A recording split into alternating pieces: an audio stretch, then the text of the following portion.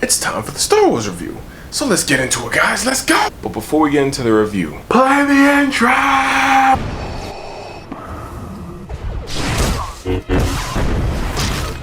Where is she? Obey me, or she dies, apprentice. What does the scouter say about his power level? It's over 9,000!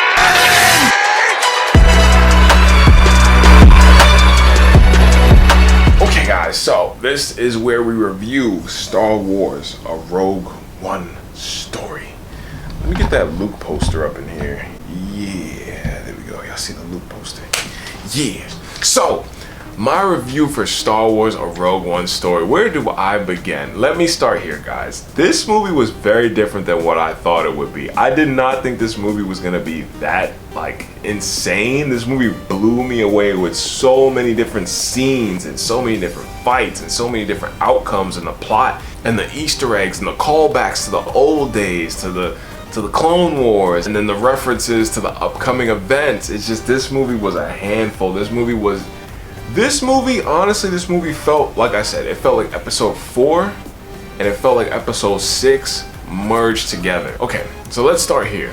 The character of Jyn Erso. Jyn was the main focus of this film, but to me, the two characters that highlighted the film was Jyn and I don't know the blind guy's name. I don't know his name.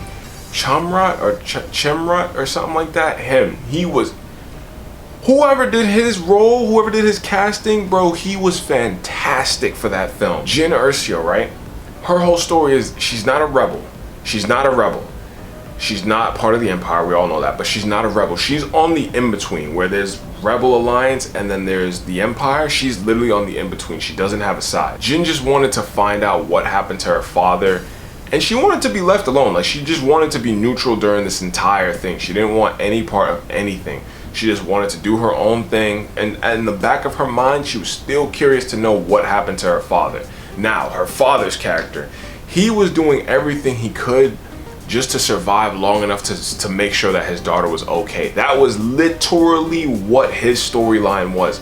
From the minute that the Empire found him again, he did whatever he could to stay alive to make sure his daughter was okay. Once he saw that his daughter was okay, I guess dying was fine to him, because he knew, he was like, you know what, she's fine. I don't need to worry about her. She's okay. I can move on with my life. Her mom dying in the very beginning of the film, I did not see that coming at all. Another thing, they brought back the character that was Forrest Whitaker's character, Saw Gerrera. I did tell you guys that I think he was in Jedi Fallen Order, and I did notice that he was. They flushed out his character a little bit more, but throughout the film you can see that he was actually going a little bit crazy. He thought Jyn Erso was there to assassinate him at one point. He sent that poor dude into the boar gullet thing with the freaking tentacle. Oh my god, that was disgusting. And the dude lost his mind for a little bit. If it wasn't for him, I don't know, the guy, he was like the Han Solo of this film. I don't remember his name. I didn't really care for him though. If it wasn't for him, this dude would have never remembered anything. The droid was hilarious. K270, I loved him. He was like if R2 could speak perfect English. He was hilarious. He was sassy. He was witty. He was perfect. Making the Death Star. That's another thing I loved about this film too, was I guess some fans did question, how did the Death Star come to be made? And this movie answers that and a lot more. And it was pretty cool because they show you that the Death Star, originally it was made to destroy a moon. I think one of the subscribers told me it was originally made to destroy a moon, and they were testing it and testing it and testing it until they felt like, you know what, we got something here with this. This is destructive. We got something here with this. They didn't show the Emperor, which I was surprised. I wanted to see the Emperor, and they did show Vader. Oh my god. Vader, we're gonna come to Vader later. Because that was something to behold. Bro, the designs for the stormtroopers, or if they're death troopers or shock troopers, whatever they were, that armor was phenomenal. That next to Captain Phasma's armor, that is like number 2 for me in terms of favorite armor I've seen in Star Wars. Phasma's is number 1, and it's not even close. It's not even close, but that one is really freaking good too. Animation, the details, the little scene when the moon got covered by the Death Star. Oh my god, the shooting, the filming was beautiful to look at. When the planet was blowing up with Jyn on it, and she was hugging the guy, and then you see like the shockwave take over. Oh my god, beautiful, beautiful. I mean, the filming was phenomenal for this movie. I had a few issues with it, but this is one that I noticed. Why was it that Saw Gerrera was comfortable dying right there? Like, was he aware that he was getting old? Was he aware he was going senile? Like, what was that? Somebody has to explain it to me, because if he's like this important leader of the resistance, why just give up right there? That didn't really make any sense to me. Another thing too, why did that guy not shoot her father? They never explained that. I mean, I could understand like throughout the course of the story, he's changing, he's becoming a different character. But that seemed a little too sudden. That kind of came out of nowhere why he didn't shoot him. Like, he didn't really explain it. All he said was, oh, I've been fighting in this war for so long. That really wasn't an explanation.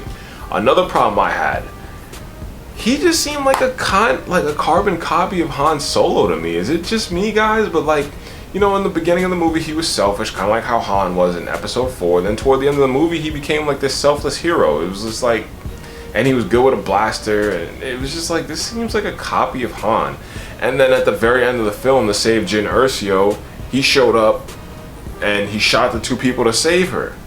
Just like Han showed up at the end of episode 4, shot the people to save Luke from getting blown up in the X-Wing. It was just like, this is kind of a copy of Han. I didn't really like that guy at all. He was kind of a corny character to me. This movie, I did think this movie was very well grounded. Again, I like portrayals when they kind of take away from the overpowered cast and you see like more of the realistic side of these people. Like the rebels, like people with just regular guns and blasters.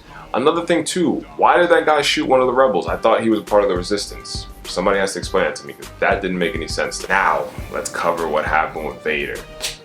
Boy, let me tell you, when Vader showed up, that was like the hype of the film. Again, I wish I saw this in theaters, because had I been a Star Wars fan from like, I don't know, 15 years ago, when like my dad used to watch it, I would have lost it when I saw Vader. Bro, Vader he just freaking threw the guy up and he was like, psh, I was like, what the heck? And then he just stabs the dude through the door.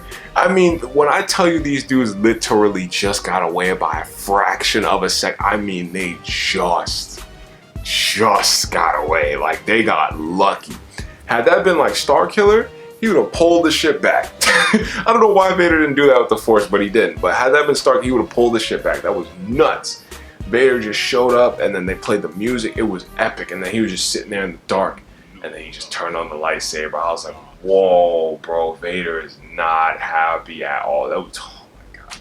That alone is worth the price of admission. That was fantastic. It was like icing already on top of a great cake. Wow, this movie was fantastic, bro. I don't know if I like it more than episode 6 though. I don't know. I mean, it looks like I have to redo my Star Wars favorite movie list. But this movie is up there for me. I think I like this one more than episode 5. But I don't, because I like 3 and 5 around the same. I don't know, would I put it in there? I would put it in that spot with 3 and 5. Because for me, it's episode 4, then episode 6, then it's like 5 and 3. I would probably put Rogue One in there somewhere with 5 and 3. Yeah, I think it belongs in that spot. And Jyn, I mean, she's not, is she like top 5 favorite characters of mine? I don't know. I don't think she's that high. I don't like her that much. But she is pretty cool. I will say that. She is pretty cool. So for me, this movie is, I would say it's like a 9. Maybe an 8.5 to a 9. 8.5 to a 9. It's in there with 5 and 3 for me. So it's like 4, 6, 5, 3, Rogue One. It's in there. It's in my top 5 favorite films from Star Wars. It's definitely in there. So those are my thoughts on the film, guys. Let me know what you guys thought about it. Let me know how much you guys like the movie and where you would rank it. Some of you did let me know where you would rank it already, but let me know if you guys agree with me. Do you think it's as good as 5 and 3? If you think it's a little bit less, you think it's a little bit higher. So after this, it looks like we got a few more movies to watch. I think it's the sequel trilogy. And then I know we have to check out Solo. Is there a Lando film? I feel like there's another Star Wars film I'm forgetting. Because there's Solo, and then there's something else. Let me know what I'm thinking of. I feel like there's another Star Wars film. So make sure you guys leave a like, hit that subscribe button, don't forget to share that video, because we're on that road to 1,000 subscribers. So that's all I got.